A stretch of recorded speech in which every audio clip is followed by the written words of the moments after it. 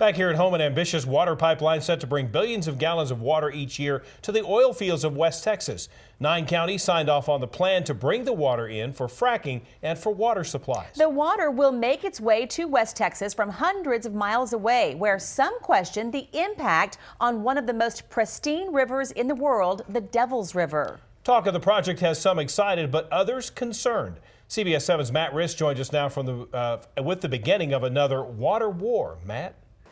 Now, to fully understand the fears behind massive groundwater pumping, you have to come out here to the Devil's River. It's one of Texas's last pristine rivers. It also is home to a number of threatened species. And for those whose way of life is along the river, they say it's worth protecting. Anything that's good about water. Clarity, the taste, the smell.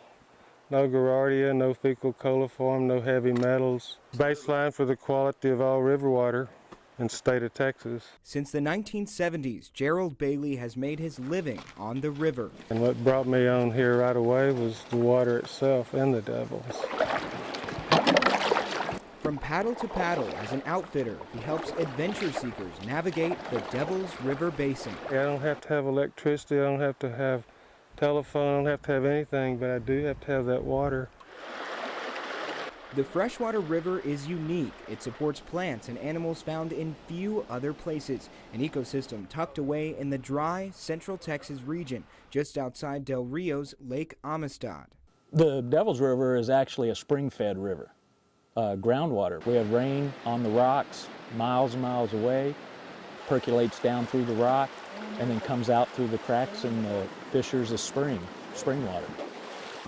Hydrogeologist Daryl Peckham navigates the Devil's River.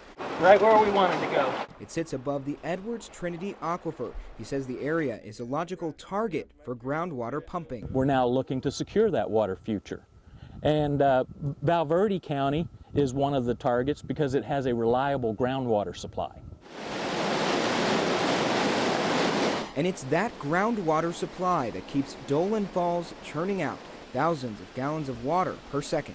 This is one of the largest continuous waterfalls in Texas. This is a special place, and there's nothing quite like it anywhere else in the world. Douglas Meyer is the Devil's River Project Director at the Nature Conservancy, a group which bought up thousands of acres of land to preserve and protect the river. There has been more drilling occurring in the region, especially north of the river. There's so much fresh water that's needed in the terms of fracking and production of oil and gas from these wells that I'm afraid there may be some great effect in the future due to the removal of water in any location around the region. Money on that. Much of the river is difficult to reach. ATVs, kayaks, or hiking boots are required. The temperature of it is a little more constant. The water is much purer and cleaner than runoff water. The river is just over 40 miles long from end to end. Lake Amistad sits at its base. For Gerald Bailey, the river was always calling. Doing the Devils became something I wanted to do in the 60s when I was headed toward Big Bend on different occasions and crossed the Devils at Baker's and on a shortcut through to the other highway, and decided one day I'd do it, and finally I did.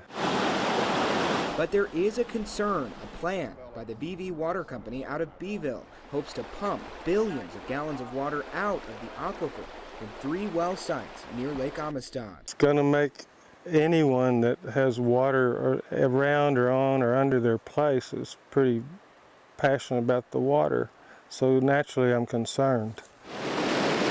That's usually what we call a water war. And we've had those in the past, and we're going to have them in the future. And personally, I believe we're going to see one unfold here. Now, the Devil's River is at the center of the water war. 9 West Texas counties passed resolutions in support of the pipeline. Tomorrow, we sit down with those behind the pipeline who answer questions about the potential impact. Join us tomorrow night at 10 o'clock for the conclusion of our Water Wars special report.